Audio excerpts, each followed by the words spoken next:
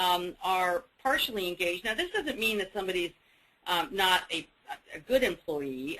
It means that, you know, that they kind of do what they're asked to do, go home, and really are sustainers, but not necessarily growers of the organization. And so that's a critical group, because that's a group we want to move up into the engaged category, but they also are subject to getting moved down to the next category, which is actively disengaged.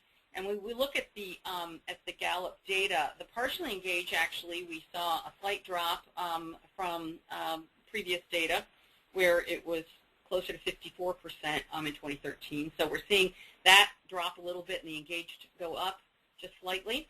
But also in actively disengaged, which is really, these are the folks who sometimes actually kind of go out of their way to undermine some of the effects. If they have a negative impact and can certainly influence others, especially those partially engaged, we have between a fifth and a quarter of our populations, and that has just actually gone slightly up from 2013. It was at 17%, now 17.5.